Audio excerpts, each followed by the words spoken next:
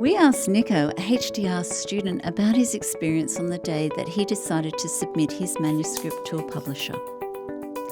With so much to consider when submitting, we also asked experts in the field to offer some advice to students when it comes to submission day. In that day that you decided to submit your manuscript to the publisher, what were the issues and what were some of the challenges that happened for you that day?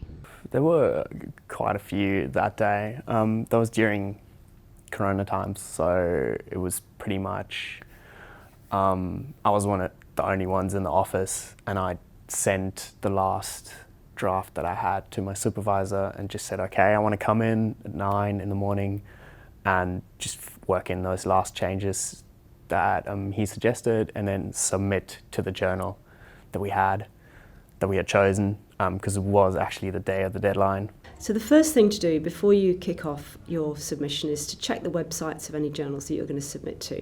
They will have instructions for authors, and those, if you read them carefully, will help you to avoid any last-minute panics with your submission. So I'd worked those out, and by 10 a.m. I got to the system and wanted to upload it. Then the system asked me about if I had all the copyright for the images that I'd used, and there was actually one figure that I used from someone else. So I was a little uncertain how we would deal with that, because it was going to be an open access journal, but the image was not from another open access journal, so it wasn't under a Creative Commons license or anything. To use someone else's image in your own publication, it is important that you seek permission from the copyright holder to include this image. The copyright holder may be the creator, or it might be the publisher. If you are adapting or making a derivative of an image, it may still be necessary to obtain this permission. Even if your image differs substantially from the original, the creator still holds the intellectual property in the idea behind the image. It's always important to attribute the original creator. When submitting your own article for publication, it is usually the publisher who will determine if you will need to obtain this permission from the original copyright owner. If in doubt, contact the copyright officer. And if you were creating your own figure, would you put a Creative Commons license on it? If I knew how, yes, maybe, probably. It does make reuse at later stages more easy. So before submitting your manuscript for publication, it's important to consider how you might wish to use any figures, images, charts or tables that you have created. If you publish in an open access journal, you will usually retain your copyright and may reuse this content in other publications. Another way of protecting your copyright in your images is to first publish them with an open license, such as a Creative Commons license, prior to submitting your article for publication. Licensing your work with a Creative Commons license tells others how you would like your work to be used without the need for users to seek permission. All Creative Commons licenses require attribution, so it is a great way to get your research known and cited. To publish your images with a Creative Commons or CC license, you simply need to make them available on an open repository such as Figshare or QUT's own research data finder. You could even publish them on your own website with a CC license. When using these images in a publication, you would simply attribute them as you would any other image, and the permission has been granted to you and others by means of the CC license.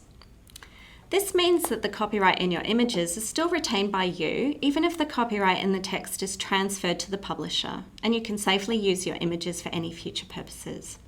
Then, when I got past that stage, I went to upload it again, and the next step that popped up was that I had to propose potential reviewers for the article that I wrote, which was a little difficult because I'd had a dispute with another research group which was most related to the work that I'd done. It's not uncommon to be asked to suggest reviewers when you submit your paper, so it's a good idea to have a few in mind.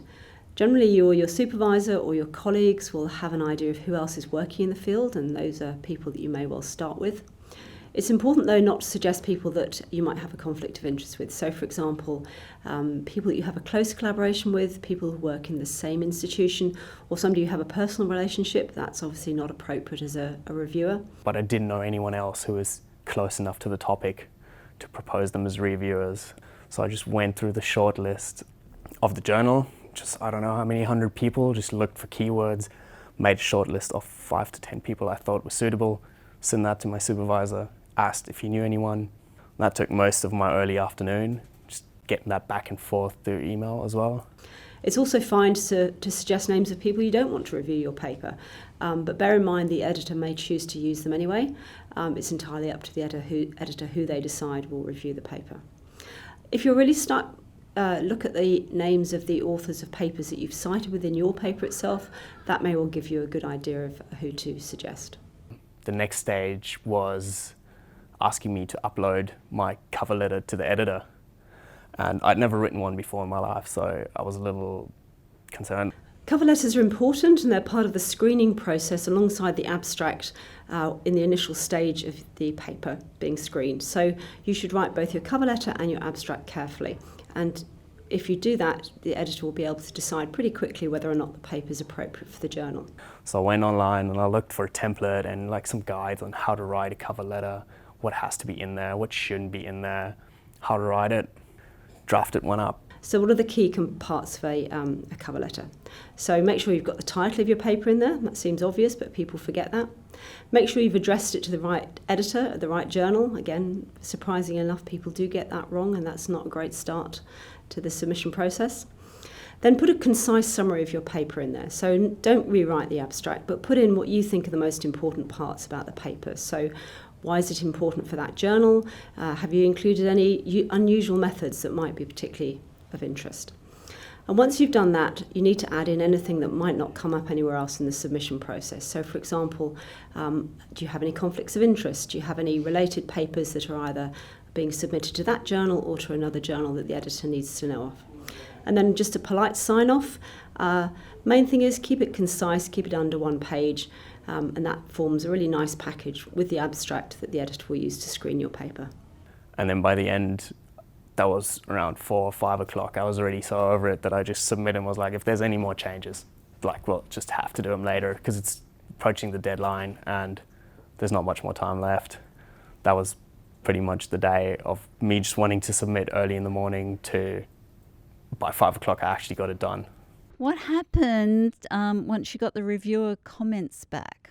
Working with the reviewer comments, we got a list of bullet points from each reviewer. So we pulled those out, put them in an Excel table, and then worked out how we were going to address each of them, whether it was going to be by changes that we're going to include, figures that we're going to add, things we were going to omit, comments that we were going to make, or whether we would assume them that we wouldn't have to address them. We had that too, which we would just address in a long comment to the reviewer. There's a few things to think about when you get your reviews back. The first is that you should congratulate yourself. You've got reviews back. It means that the editor is interested in your paper and you've got a chance to convince them that they should accept it. So, but don't respond in haste. Take some time to reflect on the reviews before you actually prepare a response. Get yourself a system which allows you to both track the comments but also make sure you know who will be responding to them. You may not be the person that responds to all the comments in the paper. It may well be that your co-author or your supervisor has to help you. When you do respond to them, be polite. The reviewers are humans too. They're fallible. They spent time looking at your paper and they deserve a considered response to every point that's come through, even if you don't actually end up changing the manuscript as a result of their review. And then the final thing that's incredibly helpful is prepare a marked manuscript.